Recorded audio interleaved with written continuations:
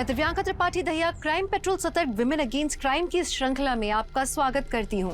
धैर्य, समय और उम्मीद से बना हुआ वो बांध है जिसके टूटने का खतरा हमेशा ही बना रहता है।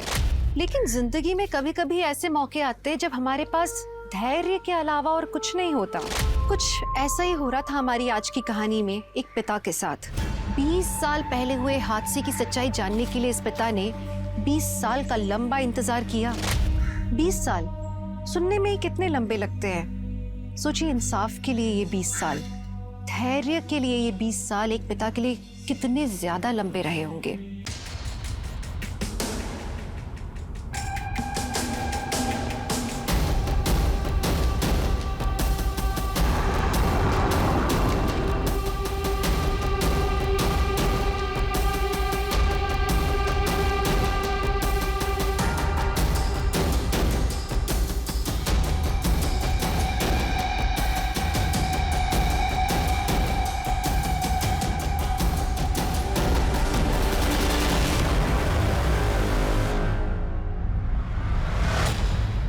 इस केस को 20 साल हो गए हैं जेनिफर।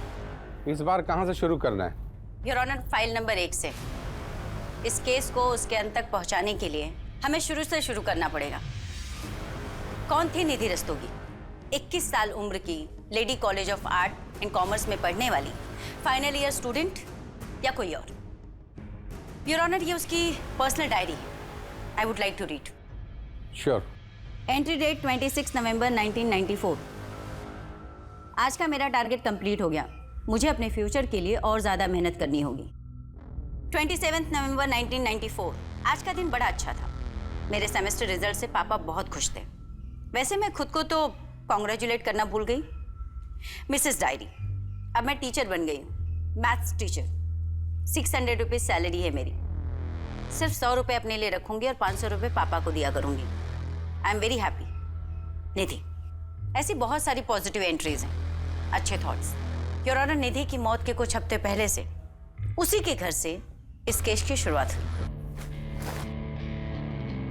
निधि, अभी ये सब करने की क्या जरूरत है? बाद में करो ना।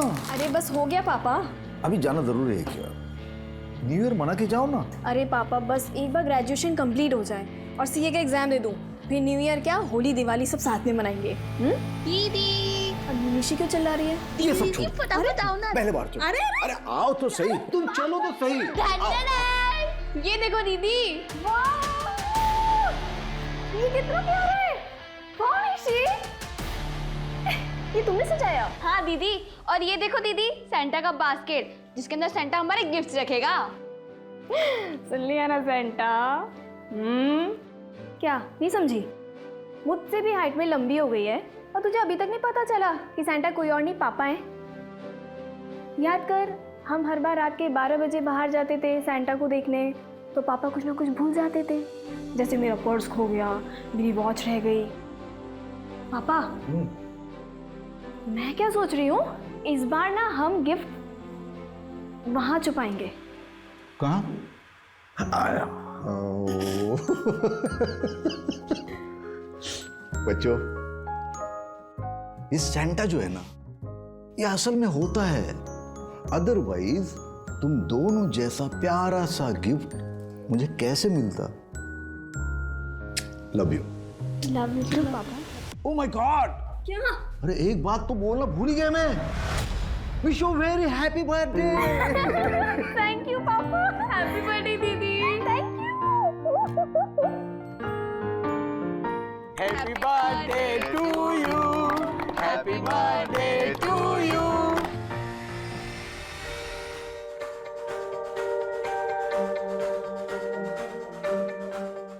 निधि की पढ़ाई लिखाई में तो बहुत खर्च होता होगा ना, क्योंकि पंजिम के अच्छे कॉलेज में पढ़ती है ये। मेरा कोई खर्च नहीं होता, उल्टा 600 रुपए हर महीने निधि मुझे बेचती है। 600 रुपया हर महीने? किस बात के? वो क्या है, निधि जिस कॉलेज में पढ़ती है ना, उनका एक स्कूल भी है, तो वहाँ की मैथ्स की जो टीचर है वो 6 महीने के लिए छुट्टी पे गई हुई है।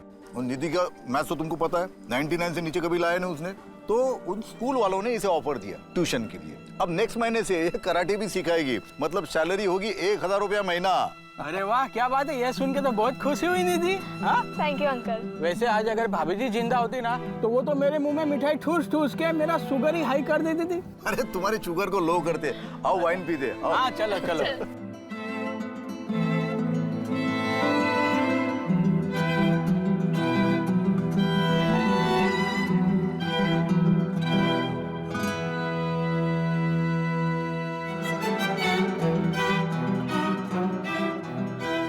टेक केयर बेटा।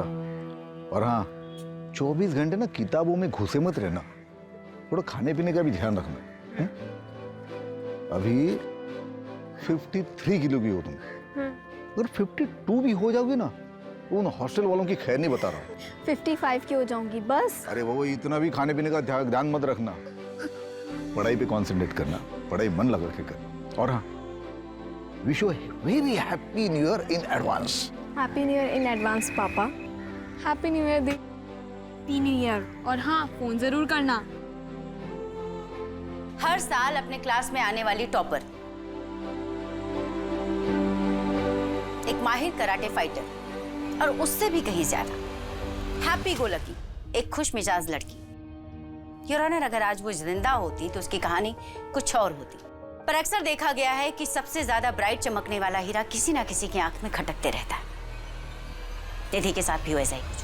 1 2 3 4। हाँ हाँ हाँ हाँ। और ऊपर हाँ।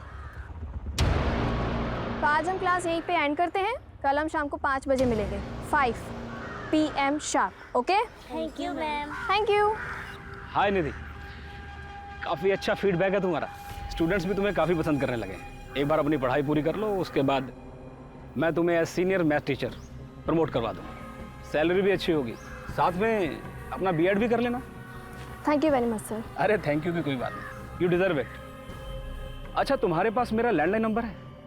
कोई भी काम हो, कॉल मी एनी टाइम, दिन हो या रात, सोचना मत, just come to my home.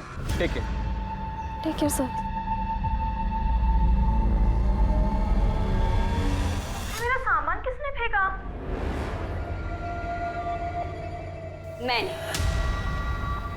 Janvi, तुम्हारा प्रॉब्लम क्या है? प्रॉब्लम है ना तू है।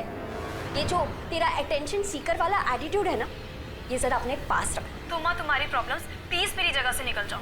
वरना क्या कर लेगी? हाँ, 2-4 कराटे के मूव्स दिखाएगी।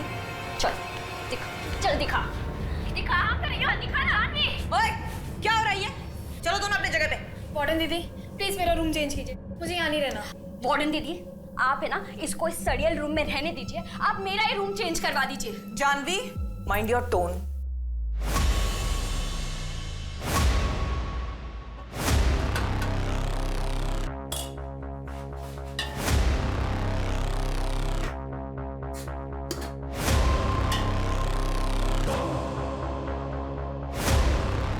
जया, ये जानवी ना मुझे बहुत इरिटेट कर रही है। क्यों इसके मुंह लग रही है? इग्नोर कर, तू बस अपने एग्जाम्स पर ध्यान दे।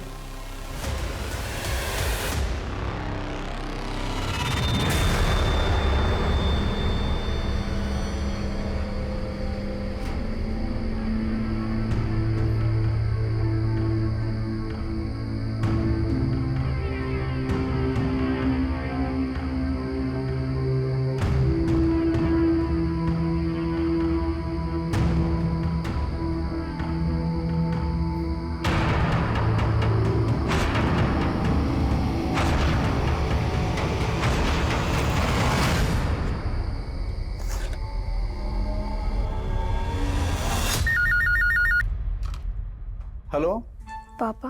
हाँ निधि बेटा, बोलो कैसी हो? बस ठीक हूँ पापा। अरे तुझे पता है निशि ने आज क्या किया? अरे रास्ते पर से कुत्ते का बच्चा घर पे लेके आई, फिर उसको लाख समझाया, उसके बाद वापस छोड़ के आई। वो अभी रूठ के बैठी है, बोलती खाना नहीं खाएगी। निधि, तू पक्का ठीक तो है ना बेटा? हाँ पापा, मैं ठीक हूँ। मुझे आपसे कुछ बात करनी थी। क्या बात है? कोई प्रॉब्लम है? वो रितेश वहां आया क्या? नहीं पापा, रितेश की बात नहीं है। तो बेटा खुल के बोलना, क्या बात है?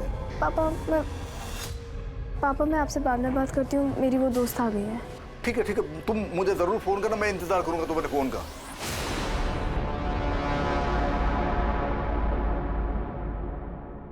लेकिन निधि का कॉल आया नहीं। अपनी बेटी के साथ हुआ ये फ़ोन कॉल उन दोनों के बीच का आखिरी फ़ोन कॉल था। बेटी के एक फ़ोन कॉल के इंतज़ार ने उस पिता को लंबे अरसे तक बेचैन रखा था, ये जानने के लिए कि उस रात आखिर क्या हुआ था। लेकिन 20 साल तक चले इस केस की यह अभी शुरुआत ही हुई थी।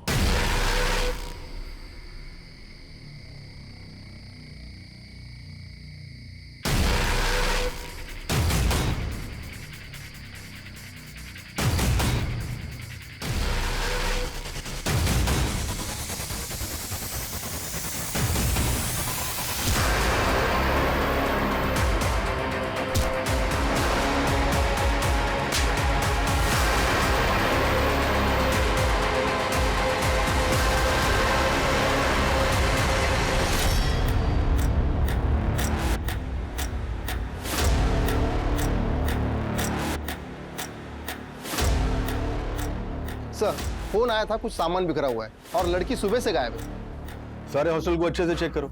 सर।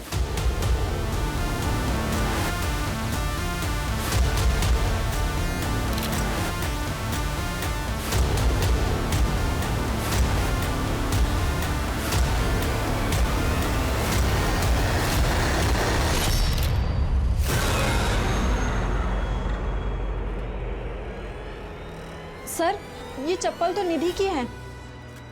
उधर पूरा कमरा अच्छे से चेक करो।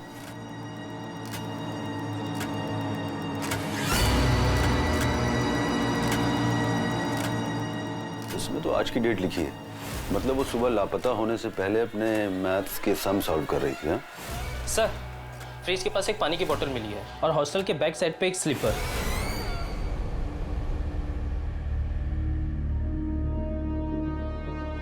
सर, यहाँ मिली है चप्पल।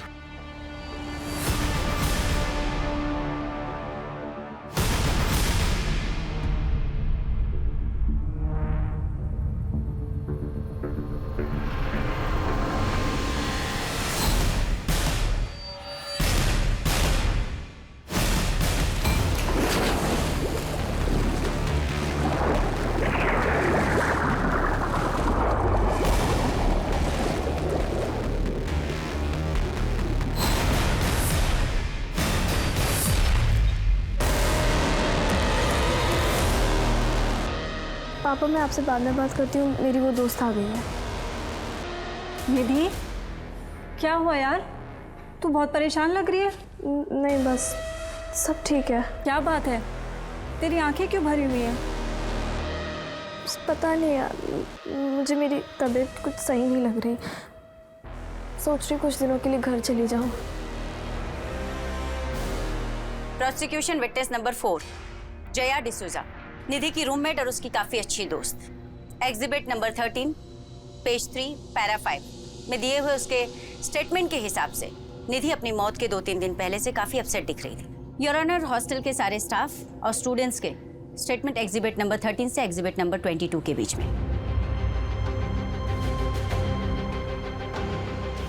सर, यकीन ही नहीं हो रहा कि निधि अब हमारे बीच नहीं रही। पता नहीं उसने ये सब किया ही क्यों। क्या तुम्हें लगता है ये आत्महत्या हो सकती है? सर, उसकी फैमिली में सुसाइड हिस्ट्री रही है।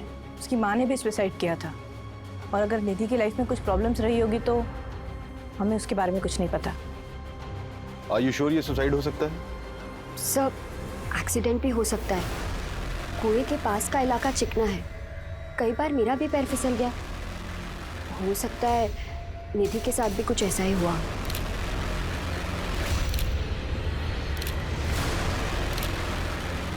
और ये गले के मार्क्स का पिक्चर लेना, सारे बॉडी पार्ट्स की प्रॉपर पिक्चर चाहिए। सर, इंस्पेक्टर प्रमोद माथुर है। बहुत बुरा हो नीलिमा जी, बच्चे ने सुसाइड कर लिया। आप कौन?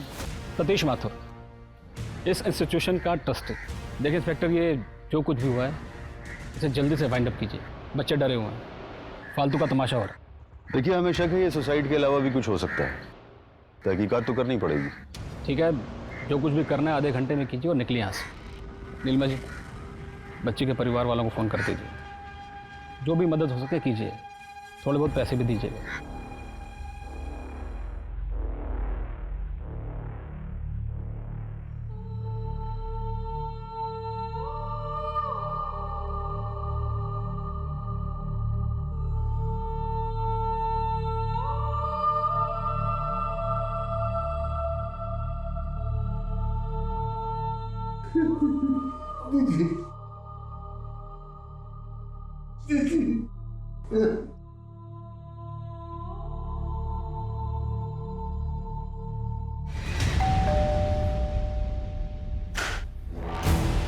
एसपी सर ने बुलाया है। हाँ प्रमोद। जैन सर। जी Jain sir. Yes sir. I'll do that right now, sir. Right. Thank you sir. हाँ प्रमोद, क्या रिपोर्ट है? सर, आत्महत्या का मामला है। लड़की ने कुएं में कूदकर अपनी जान दी है। किसी बात को लेकर डिस्टर्ब थी, कोई personal issue, may be exam का प्रेशर या फिर किसी लड़के का चक्कर। पोस्टमार्टम रिपोर्ट क्या कहती है? Same sir, suicide, no foul play. लड़की की बॉडी उसके घर वालों को पहुंचा दी है। Good job. ये केस को जल्दी सॉल्व करना हमारे लिए बहुत जरूरी था। बहुत प्रेशर है सर। अब एक काम करो, केस को क्लोज करो और कोर्ट का डेट ले लो। सर। लेकिन ये कैसे पॉसिबल है बताइए? It's not possible. सर ये लोग क्या बोल रहे हैं कि मेरी बेटी ने आत्महत्या की? ये पॉसिबल नहीं है।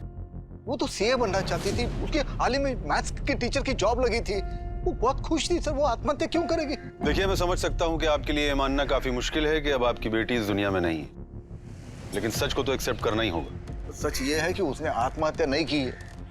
जरूर दूसरी कोई बात है जो आप छुपा रहे हैं मुझसे। अब आप एक काम करिए, उस रितेश को जाके उठाइए। वो मेरी बेटी को परेशान करता था। हाय निधि, कैसी चल रही तेरी सीए की तैयारियां? एकदम अच्छे से। तू कैसा है? अंकल कैसे? अरे एकदम बढ़िया। परसों आ रहे तेरे घर। क्यों? मेरे घर क्यों? अरे हमारी शादी की बात करने। रितेश, मुझे अभी किसी से शादी नहीं करनी। इतनी बड़ी हो गई है, अब कब तक सिंगल रहेगी? और ये शादी के बाद पढ़ाई लिखाई में क्या रखा है?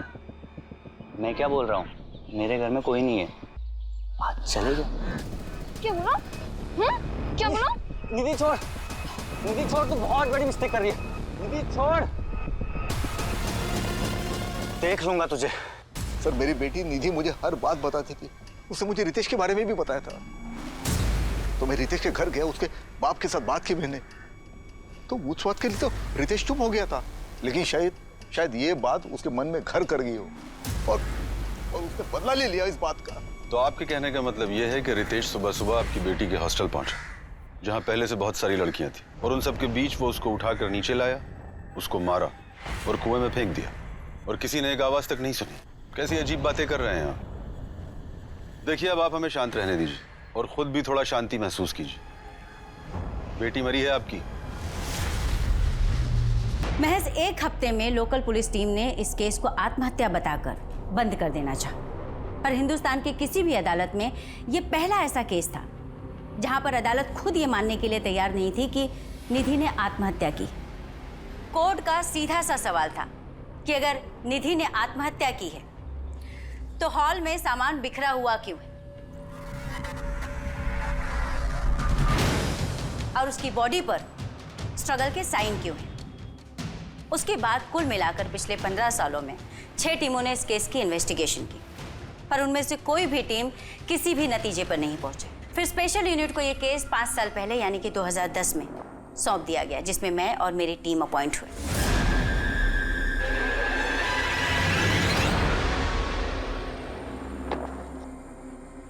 मैम, अब तक 6 टीम ने इस केस को सुसाइड बताया है और सबने रिक्वेस्ट किया है कि इस केस को क्लोज कर दिया जाए, लेकिन 7वीं टीम का ऐसा कोई इरादा नहीं। 19 जैन 1995 ये वही दिन है ना जिस दिन कुएं से निधि की डेड बॉडी मिली थी। Right ma'am. अगर 1 मिनट के लिए मैं मान भी लेती हूँ कि उसने सुसाइड कमिट किया, तो सुसाइड कमिट करने से पहले वो ये मैथ्स के सम क्यों सॉल्व कर रही थी? मैम, ये रही उसकी डायरी। मैथ्यू, मैं डायरी पढ़ चुकी हूँ। उसकी डायरी के एक भी पेज को देखकर ऐसा नहीं लगता कि वो सैड थी या सुसाइडल टेंडेंसी की थी। हर पेज पर कुछ ना कुछ positive, happy, cute, excited, bright future, bright सोचने वाली लड़की। एक्सेप्ट 16 जैन 1995, उसकी डेड बॉडी मिलने के 3 दिन पहले। 3 दिन पहले से उसने डायरी लिखना बंद कर दिया था। आखिर उन 3 दिनों में ऐसा क्या हुआ था जिसने उसके डायरी लिखने के रूटीन को खत्म कर दिया? इस केस को बीते हुए काफी साल हो चुके हैं हमें फाइल्स और पेपर्स के अलावा मिलेगा क्या? सच, जिसको तलाशने के लिए मैं यहाँ आई। मैथ्यू, हम माँ बाप अपने बच्चों को अपने से दूर इसलिए भेजते हैं कि वो पढ़ लिख कर हमसे बेहतर करें जिंदगी में। बेचारी 21 साल की बच्ची थी, और जब आपके बच्चे के साथ ऐसा कुछ हो जाए तो आपकी अंदर तक रूह कांप जाती। और उसके पापा को तो पता तक नहीं कि उनकी बेटी के साथ हुआ क्या। क्या ढूंढना चाहती है आप? और आपके बाकी साथियों ने क्या ढूंढा है? यही ना कि मेरी बेटी का किसी के साथ अफेयर था, वो फिजिकल रिलेशन में थी। हर 2-3 साल के बाद कोई ना कोई आता है और हमारे जख्म कुरेद कर चला जाता है। क्यों? हमने मान लिया ना कि हमारी बेटी ने आत्महत्या की है, हो गया ना, बस अब जाइए यहाँ से। आपने भले मान लिया कि आपकी बेटी निधि ने आत्महत्या की थी, लेकिन हम नहीं मानते।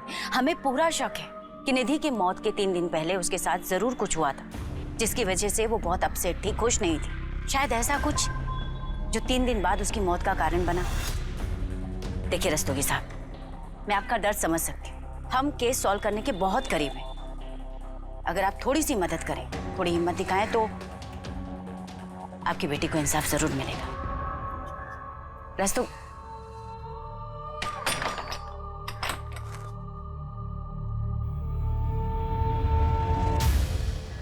मैम, ये रही निधि की ऑटोप्सी रिपोर्ट।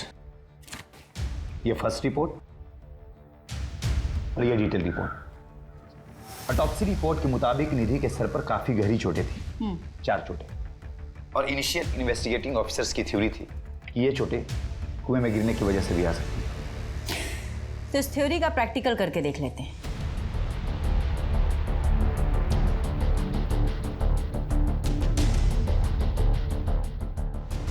मैनिक्विन लाओ।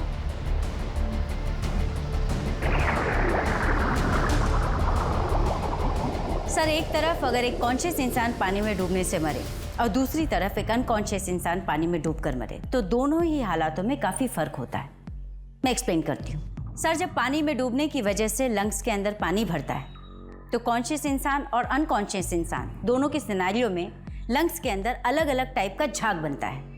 क्योंकि जो कॉन्शियस इंसान होगा उसकी सांसें तेज होंगी, वो छटपटाएगा, बाहर निकलने की कोशिश करेगा, भले ही वो आत्महत्या के इरादे से ही पानी में क्यों ना कूदा। और जो अनकॉन्शियस है वो सीधे डूबकर मर जाए। निधि के लंग्स कंडीशंस को देखकर ये साफ साफ पता चलता है कि पानी में डूबते वक्त वो कॉन्शियस नहीं थी। मतलब ये सुसाइड नहीं, एक्सीडेंट भी तो हो सकता है। पैर फिसल गया हो, चोट लग गई हो और गिर गई हो। एक्सीडेंटली कुएं में गिरने की वजह से अगर किसी को चोट लगेगी तो 1 या 2 बार लगेगी, 4 बार नहीं। अगर 4 बार लगी तो कैसे? सर, इतने सालों बाद उस कुएं या उस हॉस्टल से कुछ भी मिल पाना इम्पॉसिबल था।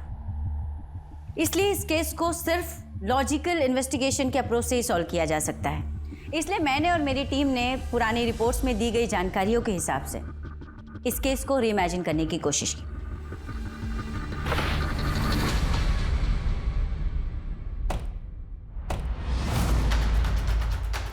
रिपोर्ट्स के मुताबिक निधि का बेड ये था, और सुबह के करीब 4 बजे जब सब लोग सो रहे थे, निधि यहाँ बैठकर सम सॉल्व कर रही थी। सम सॉल्व करते करते सुबह के करीब 4 बजे उसे प्यास लगी और वो फ्रिज का पानी पीने के लिए नीचे चली।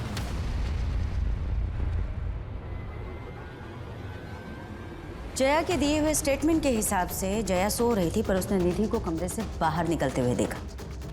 इसका मतलब निधि कमरे से निकलकर पानी पीने के लिए मेस की तरफ गई होगी।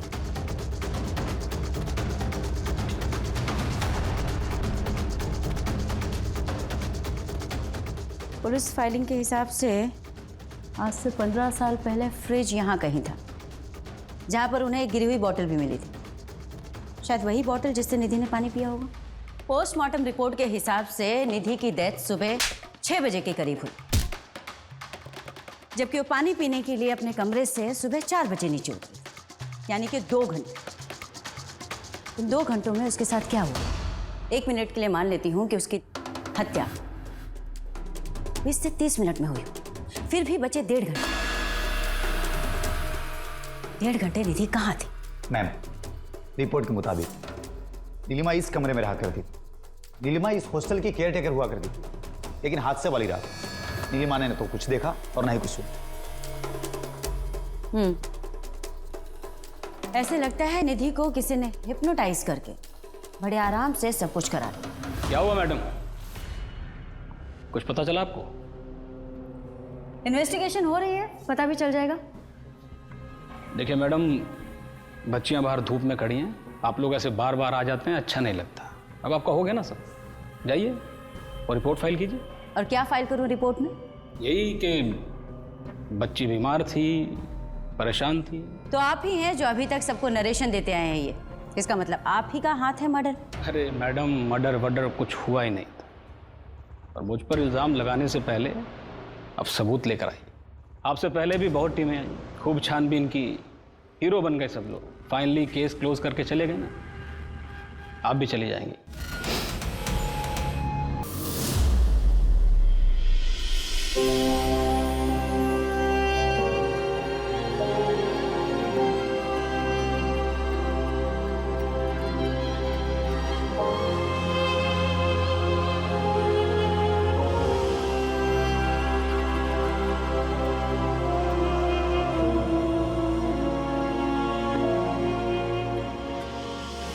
क्राइम सीन की फोटोज तुमने ही खींची थी ना? कुछ अजीब सा लगा था तुम्हें, जिससे हमें ये पता चल सके कि एग्जैक्टली उस रात हुआ क्या था? आपके पास डेड बॉडी के सिर्फ 3 फोटो हैं, मैंने 7 सबमिट किए थे। 7? पर पुलिस फाइल में तो इसका कहीं कोई जिक्र नहीं। लड़के के गले पे नाखून के निशान थे, उसके सिर के पीछे जो चोट लगी थी वो लंबाई में कट था, शायद किसी लकड़ी या ऐसी किसी चीज़ से मारा गया हो। लेकिन कोर्ट में सिर्फ 3 ही फोटो सबमिट हुए। तो बाकी की 4 फोटो तुम्हारे पास हैं? 15 साल हो गए मैडम, उस वक्त हमारा काम सिर्फ रील पे चलता था। रील और कैमरा दोनों तोड़ दिए गए हमारे। किसने तोड़ा? आपकी हर एक टीम को बताया था मैडम। पहली टीम पर ऊपर से बहुत प्रेशर था, शायद कोई पहुंचा हुआ आदमी शामिल था। स्टेटमेंट दोगे? कितनी बार दूं सर? ठीक है मैडम, दे देते हैं, लेकिन होगा क्या? आपके पास भी किसी ऊपर से फ़ोन आएगा और आप भी स्टेटमेंट सबमिट नहीं कर पाओगे। पहुंचा हुआ आदमी? आखिर कौन है ये पहुंचा हुआ आदमी जिसने आज से 15 साल पहले पुलिस रिकॉर्ड, स्टेटमेंट सब कुछ मैनेज कर लिया? जरूर पहले की टीम्स पर इस आदमी का दबाव रहा होगा। कहीं हम पे भी ये दबाव बनाया तो? नहीं मैं थी। अब 15 साल हो चुके, मुझे नहीं लगता कि अब वो कुछ कर पाएगा। पर फिर भी अगर हम पे कोई प्रेशर आया तो? फिर तो और अच्छा, हमें आसानी होगी उसे ट्रैक करने में। मैडम, पिछले 15 सालों में टीवी पर न जाने कितने सारे केसेस सुने, सबको इंसाफ मिला, कुछ नहीं तो अरेस्ट तो हुआ, लेकिन मेरी निधि को आज तक इंसाफ नहीं मिला। सर, माफी चाहती हूँ, आपको अपनी बेटी के इंसाफ पाने के लिए इतना लंबा इंतजार करना पड़ा, बट आई प्रॉमिस कि मैं पूरी ईमानदारी से इन्वेस्टिगेशन करूंगी, एक भी पहलू नहीं छोड़ूंगी। बेटी के खोने का दर्द क्या होता है मैं समझ सकती हूँ, मेरी भी एक 6 साल की बेटी है। सर, मैं जानना चाहती हूँ कि इन 15 सालों के दौरान जो भी टीम इन्वेस्टिगेशन कर रही थी, कभी भी आपको ऐसे महसूस हुआ कि उन पर कोई दबाव डाला जा रहा है, उन्हें प्रेशराइज किया जा रहा है कि वो केस को रफा दफा कर दें?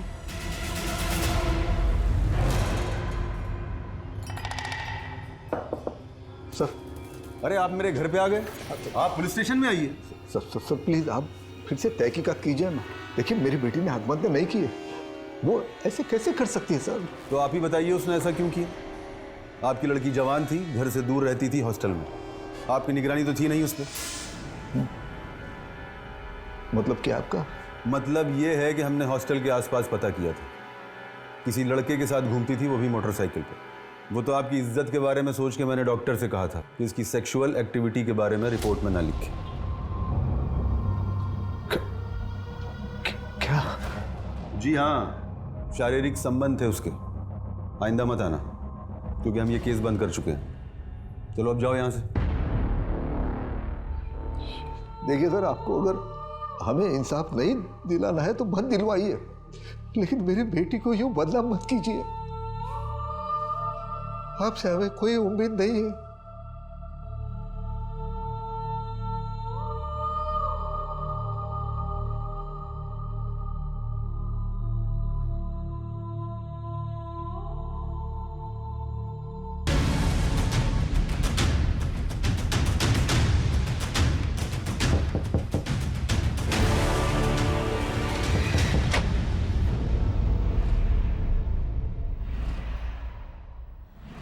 फिर नई टीम, आप भी तहकीकात कर लीजिए, लेकिन होने वाला कुछ नहीं। हमने जो चार्जशीट फाइल की थी वही एक्यूरेट थी मैडम। निधि रस्तोगी केस में काफी मेहनत की है तुमने। Thank you. थैंक यू किस लिए? मैं यही पूछने आई हूँ कि इतनी मेहनत किस लिए की? डेफिनेटली केस सॉल्व करने के लिए तो नहीं की। मैं कुछ समझा नहीं मैडम। प्रमोद, लगता है तुम्हें तुम्हारी भाषा में समझाना पड़ेगा। प्रमोद, ये बात तुम भी जानते हो और मैं भी कि निधि ने आत्महत्या नहीं की थी, बल्कि उसका खून हुआ था। और इस हत्या को आत्महत्या की शक्ल देने के लिए पहले उसके सर पर 4 बार वार किया गया, उसके बाद में उसे कुएं में फेंक दिया गया। तुमने तो उसकी रिपोर्ट तक को मैनिपुलेट किया। अब सच सच बताओ कि ये सब तुमने किसके इशारे पे किया? आज से 15 साल पहले सिस्टम की वीकनेस का फायदा उठाकर तुमने एक बहुत बड़े अपराध पर पर्दा डाला था। मैं उन सबके नाम जानना चाहती हूँ। ये आप क्या कह रही हैं? मैंने ऐसा कुछ नहीं किया। और फिर उस समय तो ये केस सुसाइड लगा था।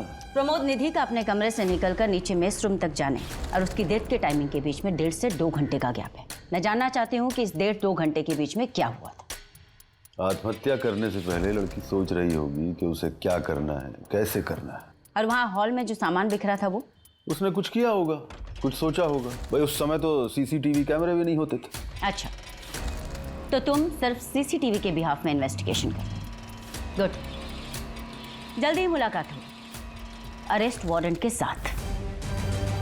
और तुम अच्छी तरीके से जानते हो तुम्हारे डिपार्टमेंट से कहीं ज्यादा मशहूर हमारे डिपार्टमेंट की खातिरदारी।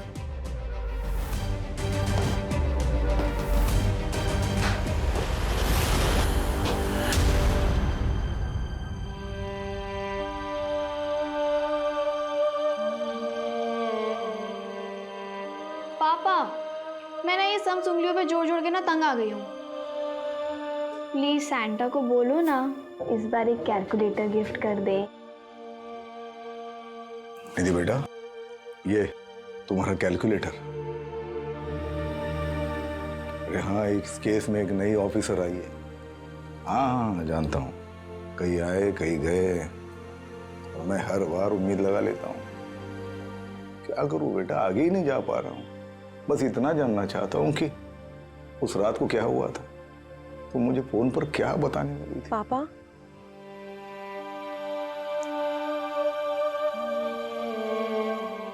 हर बार यही सोचता हूँ कि अगर थोड़ा सा फोर्स करके उसी रोज पूछ लेता, क्या पता शायद दूसरे दिन में तुम्हें मिलने चला आता और शायद आज तुम हमारे साथ होती।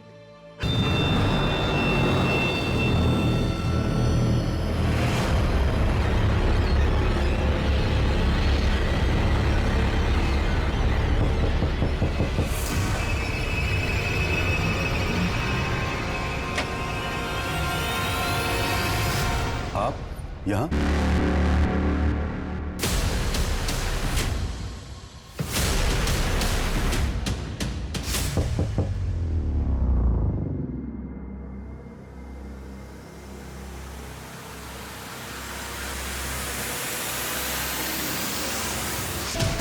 Your honour, inspector Pramod Sharma ji को जहर देकर मारा गया था। इंस्पेक्टर प्रमोद शर्मा की टीम इस केस पर काम करने वाली पहली टीम थी जिन्होंने निधि की डेड बॉडी, उसके कपड़े, उसका रूम अच्छे से देखा और इस केस से जुड़े सारे एविडेंस कलेक्ट किए। बट अनफॉर्चुनेटली इस केस से जुड़ी बहुत सी इंपॉर्टेंट चीज़ें उन्होंने प्रिजर्व नहीं की, जैसे कि विक्टिम के कपड़े और भी कई सामान। उस मर्डर वेपन तक को नहीं ढूंढा जिससे कि निधि के सर पर 4 बार वार किया गया था। पर कहते हैं योर ऑनर कि बुरा चाहने वाला 100 बुराई क्यों ना करे, किसी की एक अच्छाई उन 100 बुराइयों पर भारी पड़ती। योर ऑनर, ये रहा पीयूष नायक का स्टेटमेंट और उसके खींचे हुए फोटोग्राफ्स। योर ऑनर, पीयूष नायक वो फोटोग्राफर है जिसने क्राइम सीन की फोटोग्राफी की थी। योर ऑनर, वो जो कोई भी बहुत ही पावरफुल और पहुंचा हुआ इंसान, तभी पुलिस इन्वेस्टिगेशन से लेकर एविडेंस डिस्ट्रॉय करवाने तक हर जगह उसका अच्छा खासा इन्फ्लुएंस है। योर ऑनर, मुझे लगता है इंस्पेक्टर प्रमोद शर्मा जी की हत्या में भी उसी का हाथ हो। जानवी जी, हमें पता चला है कि निधि के साथ आपकी बहुत अच्छे से बनती नहीं थी। तो 15-20 सालों बाद आप मेरे पास आ गई। आपको पता है मेरे पिताजी मंत्री हैं, वो भी पिछले 25 सालों से। आप गलत जगह हाथ डाल रही हैं। आई एम सो सॉरी, हमारे प्रोफेशन का हिस्सा है इंक्वायरी करना, सो वी आर हियर। वैसे आपके पिताजी काफ़ी अच्छी पहुंच रखते हैं, पैसे वाले भी हैं आप। अब आप सही समझ रही हैं। आपको कुछ ज़रूरत हो तो बताइए। जी नहीं, थैंक यू। मैडम जी, चाय तो पी के जाइए। नेक्स्ट टाइम पक्का। इसके बाप की कुंडली निकलवाओ। अगर ये लोग इतने ही पहुंचे हुए हैं तो जानवी जरूर इस केस में इन्वॉल्व होगी।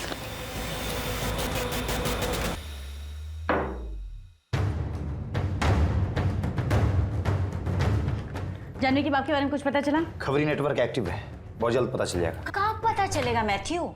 हम जितनी इन्वेस्टिगेशन करते जा रहे हैं, हर लीड हमें डेड एंड की तरफ लेके जा रही है। हर कोई कहता है कोई पहुंचा हुआ आदमी इन्वॉल्व है, पहुंचा हुआ आदमी इन्वॉल्व है। कौन है ये पहुंचा हुआ आदमी?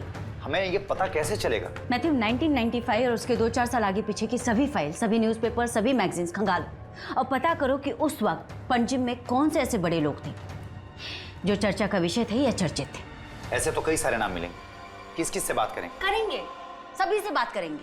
मैम, मुझे नहीं लगता कि इस केस में हम लोगों को कुछ मिलने वाला है।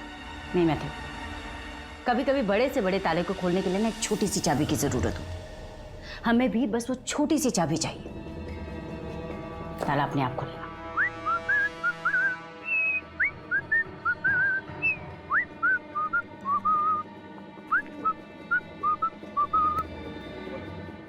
एक्सक्यूज मी दोस्त, पैराग्लाइडिंग करेंगे? पैराग्लाइडिंग नहीं भाई मैम, अपना जेस्की है, स्कूबा डाइव है, सब एकदम पैकेज में करा दूंगा, डिस्काउंटेड।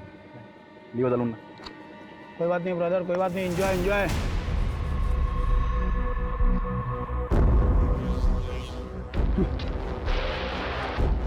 अब घर पे उड़ के जाना। नदीम अहमद पेशे से चोर, लेकिन इस केस में एक बहुत ही इंपॉर्टेंट कैरेक्टर है। भैया एक चाय देना कुल्हड़ वाली। Thank you.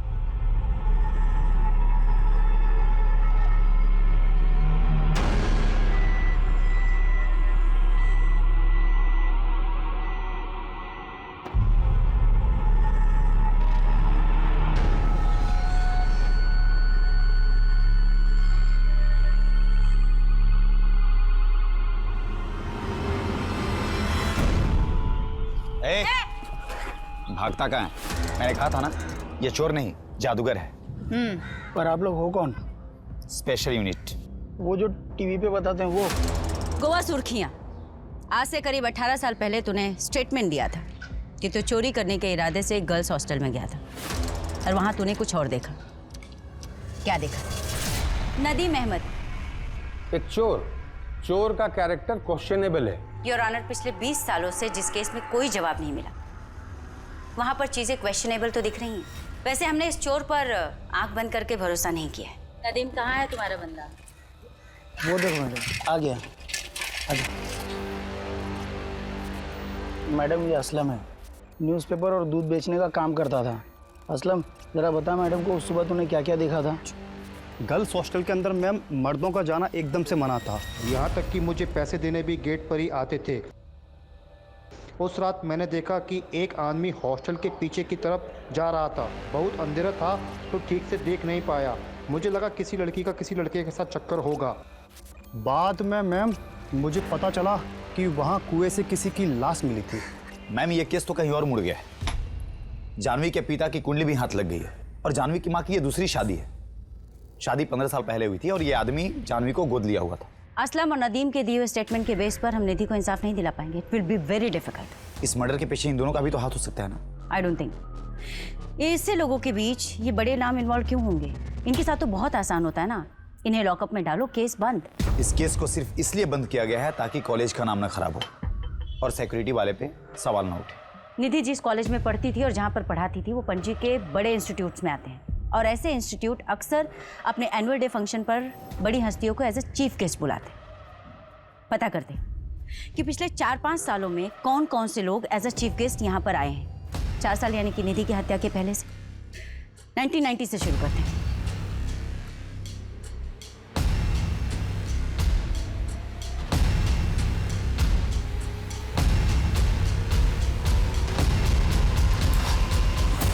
मैम मैंने सारे फोटोज देखे और इन फोटोज में मुझे कुछ पावरफुल लोग दिखे, लेकिन कनेक्शन कैसे ढूंढेंगे?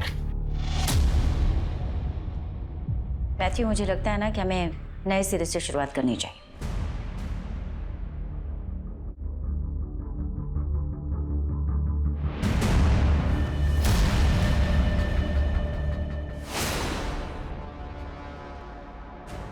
मैथ्यू, ये फर्स्ट ऑटोप्सी रिपोर्ट का सिग्नेचर और ये डिटेल ऑटोप्सी रिपोर्ट की signature, this is a little difference, थोड़ा मैन्यूट सा फर्क है।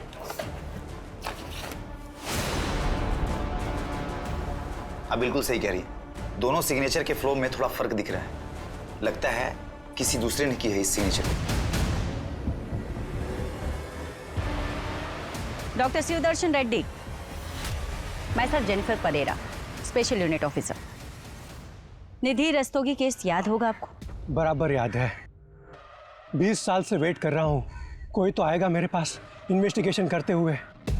आजकल जहाँ टेक्नोलॉजी से लेकर सिक्योरिटी तक सब कुछ इतना एडवांस हो चला है, फिर भी कई केसेस में मैनिपुलेशन होता रहता है। तो इमेजिन कीजिए 20 साल पहले क्या कुछ नहीं होता होगा। आपका मतलब है इस केस की पोस्टमार्टम रिपोर्ट के साथ भी मैनिपुलेशन हुआ? रेप, उस बच्ची के साथ रेप हुआ था। तो ये बात ऑटोप्सी में क्यों नहीं लिखी गई? लिखी गई थी, मगर कोई तो था जो ये चाहता था कि रिपोर्ट से ये सब कुछ मिटा दिया जाए। क्या आप हमें उसका नाम बता सकते हैं?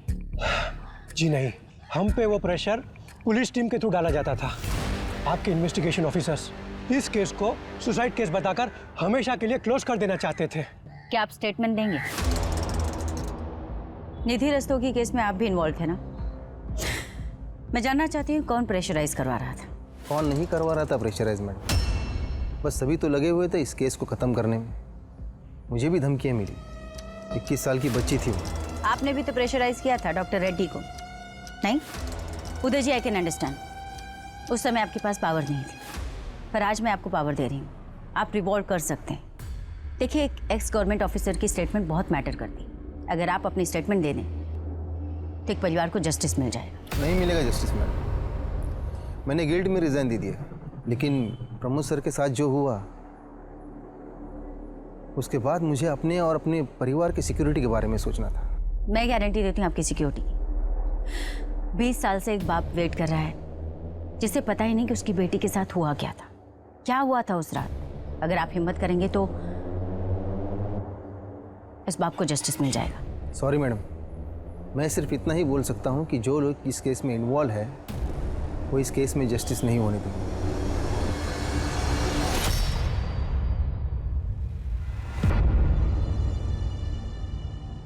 लगता है हमें भी इस केस को सॉल्व करने में 20 साल लग जाएंगे। पता काफी लोगों को है, पर कोई कुछ नहीं कहना चाहता। नीलिमा इस हॉस्टल की केयरटेकर हुआ करती थी, लेकिन हादसे वाली रात नीलिमा ने तो कुछ देखा और ना ही कुछ सुना। निधि का रेप हुआ था ना, हॉल में सामान भी बिखरा पड़ा था और नीलिमा का कमरा मेस रूम के बगल में। माना कि वो सो रही थी, पर कुछ तो आवाज सुनी होगी उसने। मैथ्यू, वो नीलिमा की फाइल देना, उसकी पिक्चर सर। ये रही।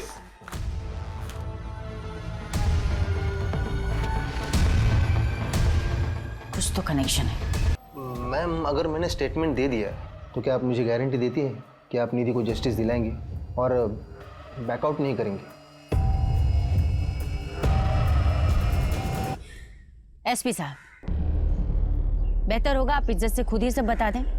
वैसे हमने होम मिनिस्ट्री में सारी डिटेल्स भिजवा दी है। हमें पता है कि आप वही ऑफिसर हैं जिन्होंने इन्वेस्टिगेशन टीम पर प्रेशर डाला था। केस को क्लोज करो और कोर्ट का डेट ले लो।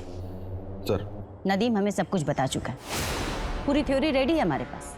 और वो पीएसआई ऑफिसर जिन्होंने अर्ली रिटायरमेंट ले ली थी आपके प्रेशर की वजह से। अब आप बताएंगे कि आपने ये सब किसके लिए किया या किसके कहने पर किया? मैं उन्हें मना नहीं कर पाया, गुरु माना है मैंने उन्हें। हर इंसान में गलत भावना होती है, लेकिन हमें उसे काबू में रखना है। जब हमारा ध्यान अच्छी बातों में लगाएंगे तब सब कुछ अच्छा होगा। We have to move forward in our life. पीछे मत देखो, जो हुआ अच्छे के लिए होता है। हर इंसान में अच्छा करने की ताकत होती है। पॉजिटिव एनर्जी में जो ताकत है ना, वो किसी और चीज में नहीं। जब आप सोचते हो आई एम द बेस्ट, आप बेस्ट हो जाते हो। तो से with me, I am the best, I am the best, I am the best, I am the best. Donation पहुंच गई?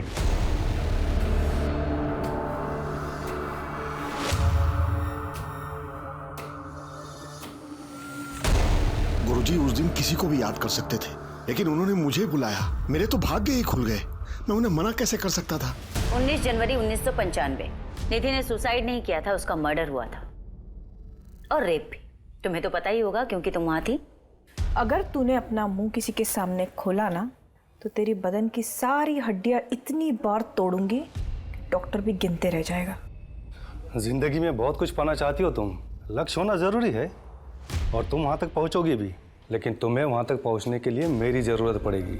और जब भी तुम्हें मेरी मदद लगे मेरे घर चले आना, मैं तुम्हारी मदद करूंगा।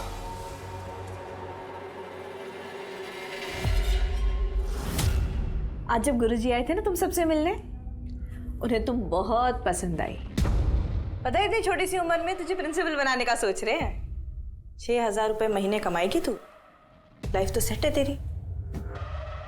फिर अपनी छोटी बहन को भी ले आना, गुरुजी का दिल बहुत बड़ा है, उसे भी आशीर्वाद दे देंगे। दिमाग खराब है तेरा। मैं ना तुम सबकी पोल खोल दूंगी। सबको पता चलना चाहिए कि यहाँ पे क्या चालू है, ताकि कोई अपनी बेटी बहन यहाँ ना भेजे। तो उसने मना किया इसलिए मार दिया उसे? नहीं, इसलिए नहीं। तो किस लिए मारा था? क्या हुआ था उस रात? सर, निधि एक कराटे चैंपियन थी। इन्हें पता था कि उसके होश में रहते ये उसका कुछ नहीं बिगाड़ सकते, इसलिए इन्होंने धोखे से उस पर वार किया। सर, संजय और कमल ने मिलकर बड़ी ही बेरहमी से निधि का बलात्कार किया और केस को गुमराह करने की कोशिश की।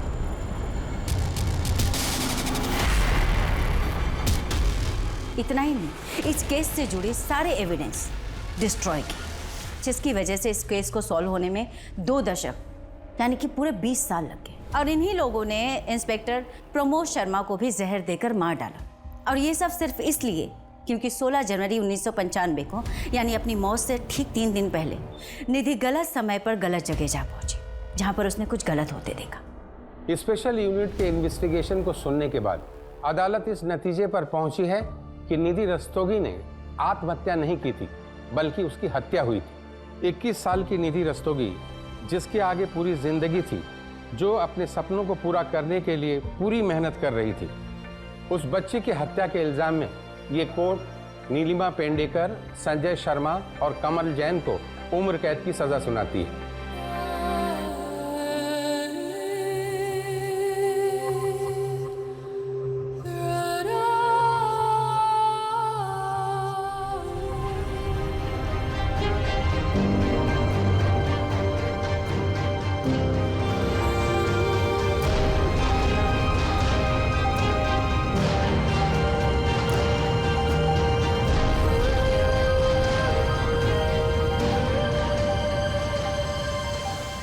इस केस में justice was delayed but not denied. 20 साल लगे, लेकिन एक ऑनेस्ट ऑफिसर और उनकी टीम की वजह से एक पिता का लंबा इंतजार खत्म हुआ। तो चलिए, त्वरित इंसाफ की आशा के साथ मैं दिव्यांका त्रिपाठी दहिया आपसे विदा लेती हूँ। फिर मिलूंगी एक नए केस के साथ। तब तक देखते रहिए क्राइम पेट्रोल, सतर्क, विमेन अगेंस्ट क्राइम। एक औरत पर वार, अब हर औरत का भार। जय हिंद।